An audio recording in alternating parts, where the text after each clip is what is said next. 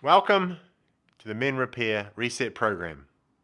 If you started in week one, it's pretty easy going.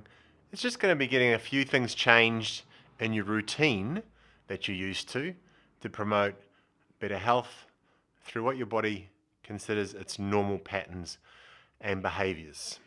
So the first thing we start with is waking up in the morning. When you wake up in the morning, what's important is that we make it the same time every day. Doesn't matter if it's a weekday or a weekend. For this 20-day challenge, you need to wake up at the same time every morning, regardless of if it's a weekend. This helps to get your circadian rhythm set. And what that enables is your body to work on a clock. When you go to bed, when you wake up, the same time.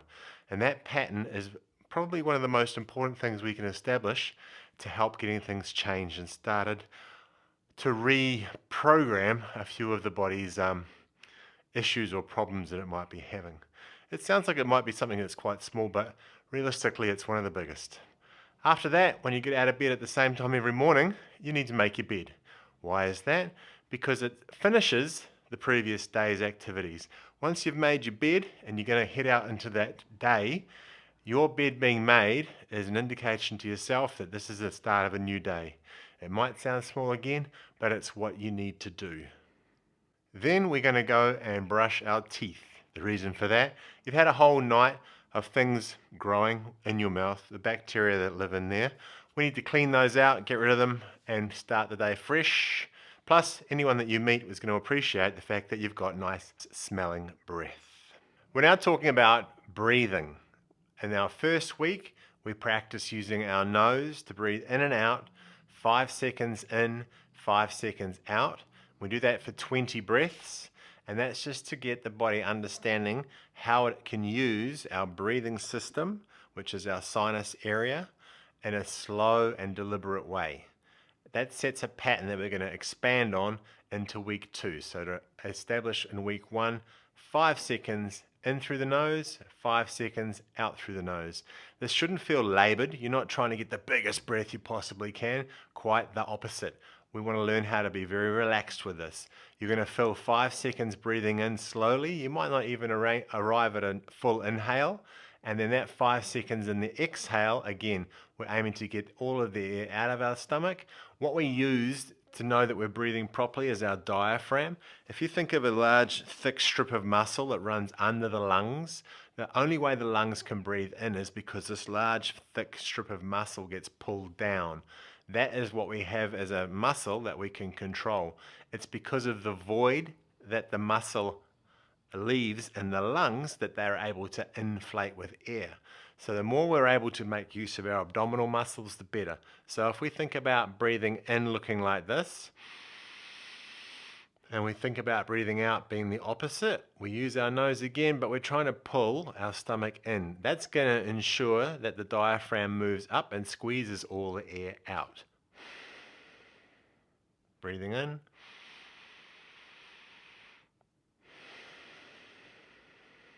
To elaborate on this, the reason that we are able to relax when we use this type of breathing is that our midsection is where all movement for the body originates from. If you do this as an exercise, push your finger into your abdominals while you're standing and just simply go to move one leg. You'll feel your abdominal muscles are the first muscles that get active. Therefore, if our midsection is relaxed because we're expanding it as we breathe in, and we're relaxing as we breathe out, we are consciously deciding how we want these muscles to act. We cannot be in a stressful state while our midsection is relaxed. We're in a fight or flight situation where we're needing to run. We have a lot of tension in here. If you ever thought back to seeing a child cry, what you'll find is they're very, very tense in their abdominals while they're crying. And it's all happening through their mouth. When we get into the opposite of that, a very relaxed state, we find we can relax our core muscles and therefore bring about a sense of peace and calm through our whole body. What this is useful for, in any situation you come across in any part of the day, you simply breathe slowly in and out through your abdominals. And with practice, your body will move to understanding you are wanting to be in a relaxed state. That's why this is important. It's how you can decide how you want your emotions to be controlled in your own brain, because you do have control of those. It isn't just up to the people driving around you or annoying you in shops or doing whatever happens. So keep that in mind for week 1. Consume. Now we use sea salt because the electrolytes inside salt are very helpful for your nervous system to ensure that all of your nerves fire and work as they should. So your nervous system, of course, controls your muscles from commands that arise in the brain. As we work through our day, we want to ensure that there's nothing lacking and that everything in that system is working properly. That's the reason why we use high quality sea salt. So you can use pink Himalayan salt if you want. If you really want to get the good stuff, you might find Celtic sea salt, but stay away from table salt because it's not really salt. It's just a mixture of a few chemicals. The higher quality salt will have the highest level of minerals. Minerals are incredibly important for our body, and that's the reason that we take that in the morning to get that system charged up and ready to run. What you'll see on that list as well is we want to get water into our system first thing in the morning. If you have a cup of coffee, carry on doing that. On top of that, please have 2 glasses of water in the first week. Now, the better quality water that you have, obviously, the less that your body's going to need to deal with detoxifying or getting rid of any of the crap that's come from the tap, such as chlorine. So if you really want to get into it, you can get yourself maybe a 10 litre from the supermarket, or I use a ceramic water filter. That's what's over here. And the ceramic water filter really does make the water taste great. So that's what happens in week 1. De-stress. Now that could mean you are becoming less stressed, or it could be de-stressed, you're purposefully stressing yourself, distress. And either one's fine, however you want to take the meaning. What we use for this is we shock the system, your body's system of fight or flight again, and we do that by using cold water. And again, the reason for that is holding your breath and cold water are 2 definite ways that your body will register you having a near-death experience. Actual, pure, realistic stress, unlike everything else that we consider to be stresses in our lives. These things your body understands on a physiological level. I'm holding this bowl because I want you to imagine it's cold water that's been filled up in here and left in the fridge overnight. In the morning, you're going to get that bowl and you're going to put your face in it. You're not going to try and breathe, obviously, while you're doing that. Have a breath in, hold your breath, and stay in for as long as you can. All of the senses within our skin, on our face, will tell the brain that you're in a stressful situation. Because you're going to be able to pull your head out whenever you want, it's not going to be something that kills you, but it will be helpful for you to start understanding the benefits of cold therapy. That's what we're working with here, cold therapy. If you're doing the Men Repair Reset program, training program, the exercises in it, they need to be done every single day. And the first one is walking on grass and bare feet. And this is to get your feet stronger, because your feet need to be stronger if anything else above them is going to work better. It's no point having better hips if you can't get better hips unless you have a strong foundation. And when you're at your shoes off, you're using all of the muscles in your foot, and we time the walking that we're going to do in the grass with our breathing. So as you step, you breathe in for a couple of steps and then out for a couple of steps, and that's called a cadence. And the idea of a cadence is you can adjust it. So we're going to start off with 2 breaths in, 2 breaths out, and we'll change when we've practiced that a little, work up to 3, and then 4.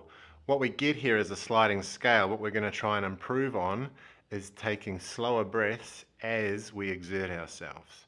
We're wanting to train our breathing system. So as you're exercising, we start off with 2 steps in, 2 steps out.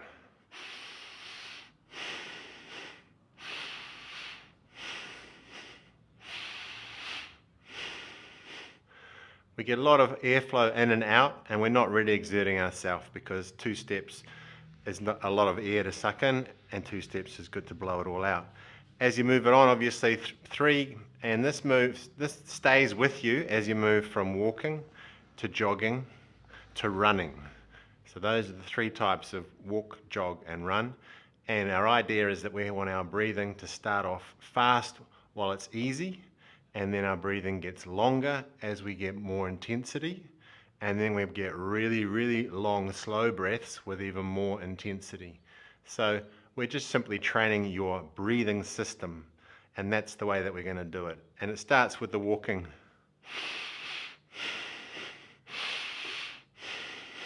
So then you can further that on when it feels like it's getting easy.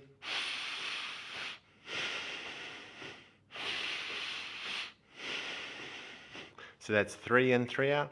And then when you get all the way up to 4 in, 4 out,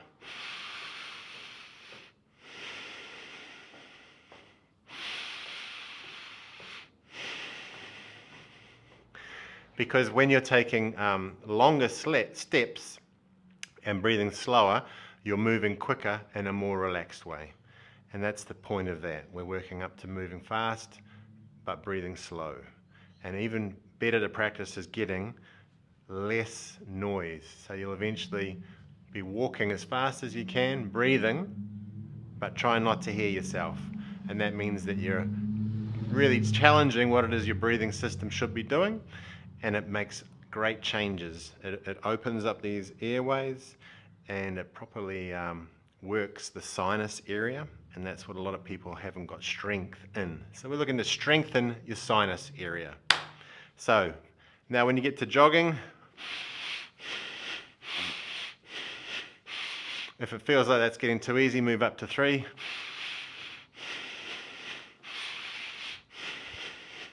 And then in the future, what you have is running. And running is just where you're really getting a little bit beyond the jog. You know, jog is pretty cash, but now you're moving with a bit more pace. And you can come back to 2. But you're actually planning to get longer steps and increasing your gait with each step rather than running short. So that's going to sound that your feet are actually a bit less. Because you're getting that long gait. Move it up to 3.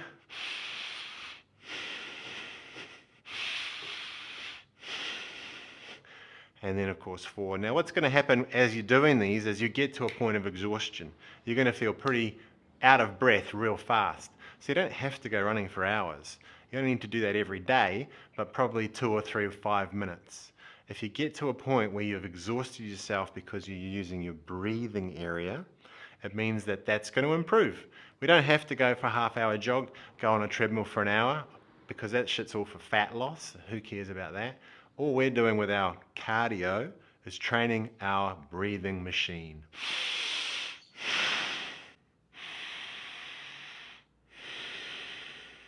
You want to learn how to do a sun salutation. It's something that they do in yoga, and it's really good for you. And we do it in the morning. And it goes like this. You reach up, stretch your arms as high as you can up over your head. Now there's a ceiling here, so I would be up pushing my hands up if I could, but using my elbows to stretch myself up. Breathe out and breathe out as you lower down towards your toes. And lift your arms, breathe in. And just do this a few times so we get used to the movement. This is just one of the first movements. There's only a couple, and you can learn them pretty easy. Breathe in through your nose, out through your nose. Now when you lean yourself all the way down, you're pushing your head towards your knees. As you exhale, that gets a very, very large forward curve in your back. You curved all the way forward, and next thing we're going to do is flatten your back. So you come up to that position. Rest your hands on your knees so you've got a lock out at your knees, and just be in a L and feel that the stretch is happening through your back. So those are the first 3 moves. So breathe in, breathe out, breathe in, flat back. Pretty easy. Try it again. 3 moves. Breathe in,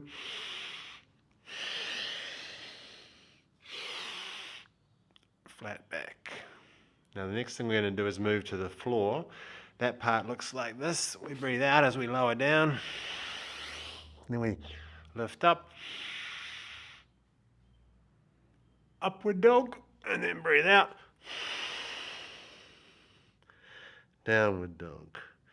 And then we step back to a flat back, which we started with. Breathe in. Breathe out. Breathe in. Stretch the arms. So the last three things we did were the first three things in reverse. And in the middle was a lower push-up, upwards dog, downwards dog. So the first three, breathe in.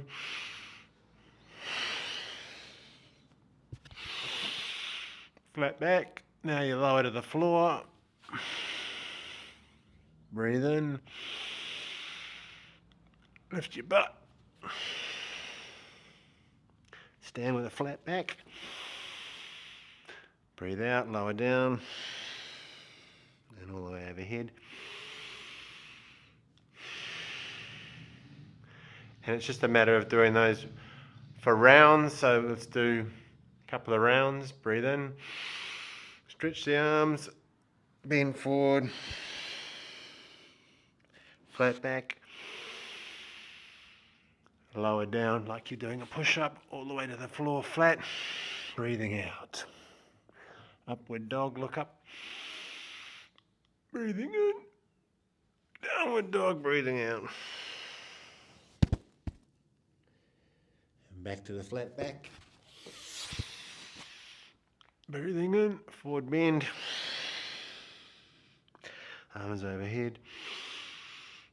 Oh, now, when you do those every day, I haven't done these for a little while, so I'm feeling pretty achy because of those, especially on my back. And so that's the reason I thought I'd do some now and make a little video to show you. Breathe in. And you don't have to do anything else. You can just do this one thing every day, and your entire body will have got everything it needs for exercise. Stretching wise, everything is stretched. Strength and endurance, those are other aspects, but stretch, everything's stretched, and that's good. Everything needs to be its right length.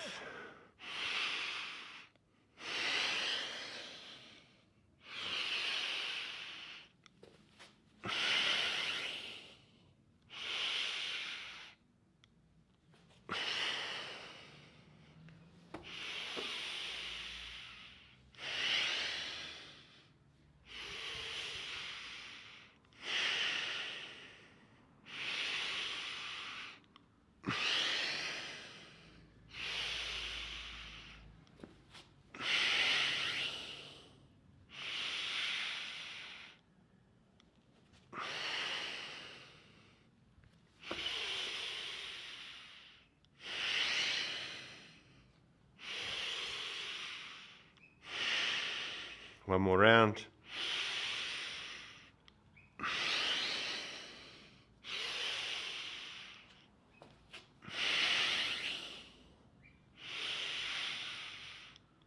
Oh, that's the one. Stay there, a couple of extra breaths.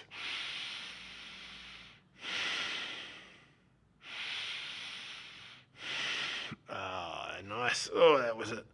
Up to that one. Stay there a while, give your hips some movement. Now you're warmed up those first few circuits. You can just stay in the areas where the muscles are being used. Now, this will give them some strength. They're staying longer under tension. That's what builds strength. Just stretching is just stretching. Time under tension is strength. One more of those. Up to the downward dog. Stay there, move your hips around a little. Tippy toes, lower your heels, stay in this, push with your arms, feel your shoulder blades come back together, push your head forward, stay up there, straighten your arms, lock out your knees.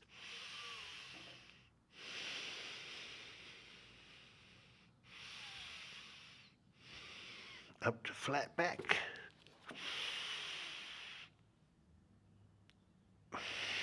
Forward bend.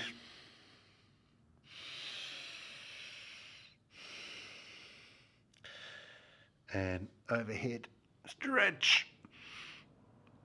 And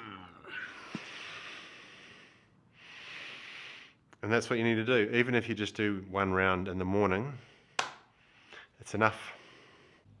Next, we've got one set of 10 of each of these exercises. And these are all specifically because we need to make some muscles that haven't worked very well work better. And they get asked to do a job in these exercises. So it's in that job they get used properly. And it's balanced front and back, so it gets everything working. And it's a matter of you just getting better at them. They aren't easy to start with, but you do have to start. So the first one, you're going to lift your back leg as high as you can and take your front forward and lower down. Touch the floor if you can and stand back up. Change your legs. Lift the other leg high as you can. Touch the floor and stand up. You're planning to make use of your glutes when you do this, so try and squeeze your butt. This is a great exercise because it's got a little challenge for your balance as well. So that's about 6 or 7. Now, if this doesn't feel like possible for you because it's too far away, just move over to something that's not quite as far away and touch that. But make sure you get that back leg as high as you can. One side, other side. That's the way to do it. Try out some of those. Again, the floor is there. That's better. And if you want to get better at it, there's other things you can do. Just use one hand, reach to the side, reach to the front, reach to the other side. So you start getting a bit more work happening around your hips. Your balance is obviously challenged, and that's the most important part because as you get older, you need to keep things, especially your balance. And if you don't challenge it, it gets shuttled away. The next thing we've got is push-ups. Great way to start these is on your knees. Even before you do that, if you want, you can go over to something that's a little higher up. Imagine this is a side of a couch. You can get to a bit easier. So that's up off the ground. You might even put your knees on there. Anything that you can do that makes you lower and push away. Doesn't have to be on the floor. It can be against the wall. That's the movement, pushing. It's simply pushing. Uses your chest. We'll just make some use of the chest muscles. So if you can, start any way you can. Again, if you want to come down to the ground. Now this is something I haven't done for a little while, so I'm a little out of practice. And I'm not a trainer that's fit for everything forever. So I'm going to start with this one, simple, because it feels like a bit of a challenge. I want to do about 10, so I'm not aiming to kill myself. I just want to do the movement like that.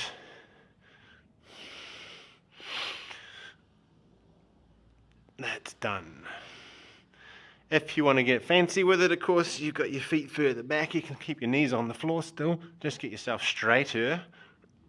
Always try to get those shoulder blades moving. And if you want to go full... Yeah, I need to do a little practice. I'm not quite back at those. Oh, geez. All good, all good.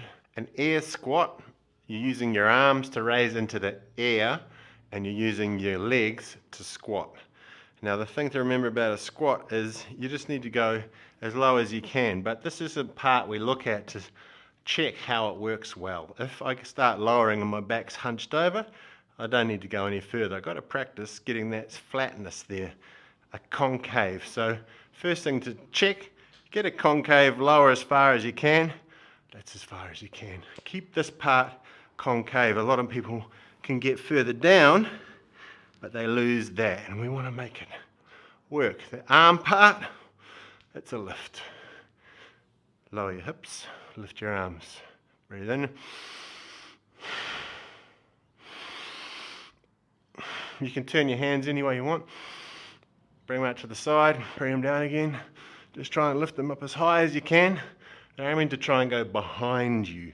So as I lower, my hands are trying to go behind me. But all those tight muscles that we're trying to get flexible are going to have to work. Oh.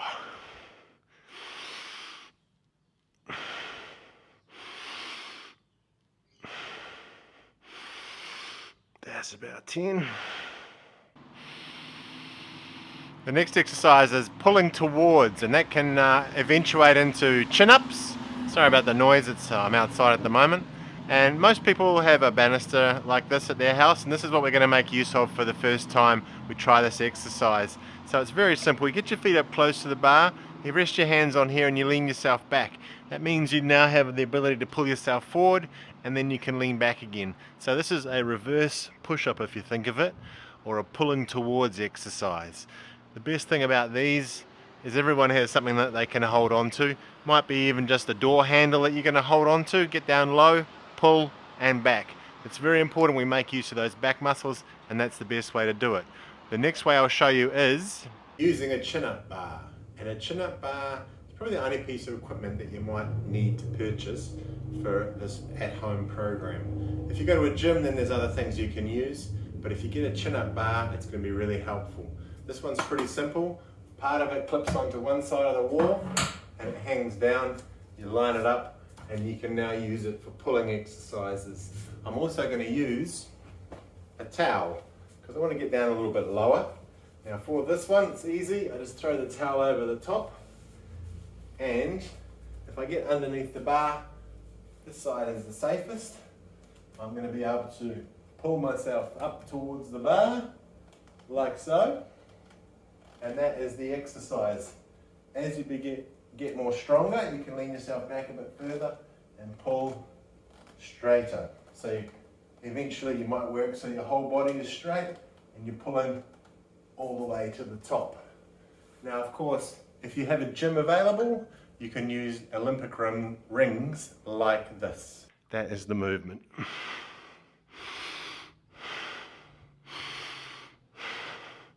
So those are 4 exercises that simply make all the muscles in your body contract and get pulled apart. So if we're thinking about what the muscles have for their abilities: flexibility, strength, and endurance. Flexibility means stretching, like the sun salutation, easy to find on this channel. Watch that one, do it every day. The second thing is strength. All of those movements provided weight and time under tension to all the muscles throughout your body. So they all got a job to do.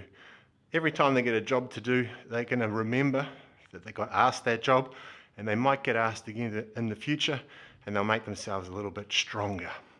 It doesn't have to be bigger, but strength just means it's used to doing something and it's prepared to do it in the future. And the last thing is endurance, but that's more about long term, and it's something you can approach, but it doesn't have to be at the start of anybody's fitness exercise program journey. Endurance happens after you've got your muscles longer, stretching, you've got them a little bit stronger, then you can go and do the things that the body will experience endurance with. That's it. Now we're talking about food. In the first week, it's pretty simple. All you're going to make the changes of within your diet is to eat food that is grown. So what does that mean? It means that obviously we can't be eating things that are made up in factories. It has to look like it was just picked, or if it's meat, it has to look like it's come from a butcher. And that's pretty simple. If it's rice, that's fine. If it's bread, that's good. You might want to try gluten-free bread. But the first week, it's most important for your body that we start to try and remove anything that might be found in a processed food that your body has to then deal with, which causes it extra stress that it doesn't really need. Consider it like a program on a computer. We're wanting to get your computer running without any background programs sucking up energy that might be used to just have the computer running fast and efficient. Processed foods, there's lots of things in there you don't know what their effect is on your system. Any type of mental health issues that you might think you suffer from, you might find that they don't really exist so much the cleaner that you get your diet. Again, this is all lumped into a 20-day program. It's not forever. It's simply to allow you to feel what it might be like if you do remove a lot of these external influences from your own system, and feel what it is like to have your system running naturally. That's pretty much the best way to put it. So on top of that, we need to take out sugar. Sugar is something that you know it's it's not that great for you. It's the reason that the world is suffering so much from diabetes right now and all the other issues that it entails. So what I'm talking about is if you look on the food packets that you're eating or any of the food that you're taking into your diet now, just ensure it has less than 10 grams per 100 of sugar.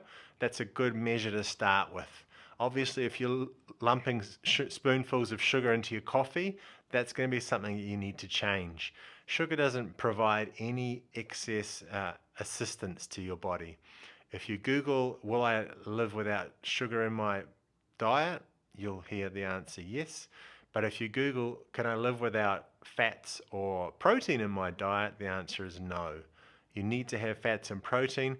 Sugar is optional, and the option, we're removing it from you. Most people are in this pattern that they've had since they were children of thinking that they deserve something sweet because they've been a good kid.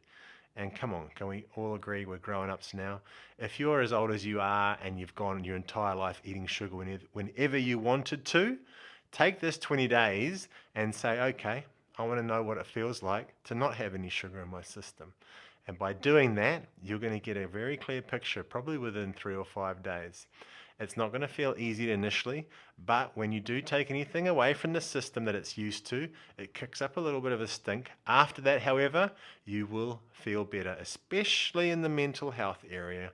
A lot of people I've talked to comment about mental fog lifting, and they just feel a bit sharper, a bit more focused. So think of that as being what the goal is that you're working towards in week 1, and get stuck into it. Eating food that's grown and no sugar. Going to sleep. Week 1, last water about 3 o'clock in the afternoon. What that then causes, it'll run through the system like it needs to, and it should be out before you need to go to bed. What that'll mean is you get a better night's sleep because you might not have to wake up and go to the toilet. We're asking you to go to sleep at the same time every night, just like we're saying wake up at the same time every morning. When you go to sleep and you've got a less amount of water inside you, it should mean that you don't have to wake up to go to the toilet, and therefore you'll have a better night's sleep. The last meal should be as close to around 6 o'clock as it can be. We do that because we want a good distance between 6 o'clock and when you choose to go to sleep. If it's 9 or 10, you've got 3 or 4 hours that your body's had the chance to do what it needs to internally, process the food, move it onto the next system out of the stomach, and therefore, once that job is done, you can have a better night's sleep because you're not in the process of digestion. The food's moved into the upper or the lower upper intestines or other areas, but at least the process of what has occurred in the stomach is done, and that's helpful for you again to get a good night's sleep. Now, the next thing you see on there is that the phone is set to like a night light. Now, this might be a blue light blocker. It might make the screen look a little bit more yellow. The importance of that is that your eyes, which are very, very close to your brain, tell the brain a lot to do with what it should produce hormonally. We're moving into night. We're going to move from a awake state to a sleep state. We need our brain to start producing melatonin. If you're staring at a very bright screen, it's just like daylight to your brain. Your brain will assume it's still daylight. Why would I want to start producing any of the hormones associated with sleep and repair while it's still daylight? And then what usually happens is we stare at our phone and then we go, okay, bedtime, put the phone down, shut our eyes.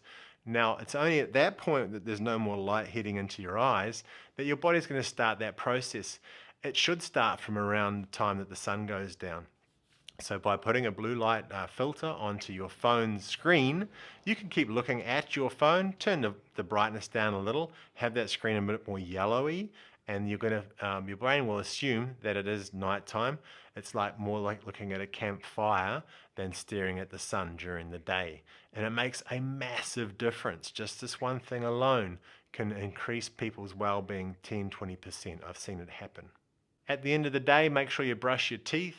It's something that we just know we should do, and I've included it in the program as a good reminder.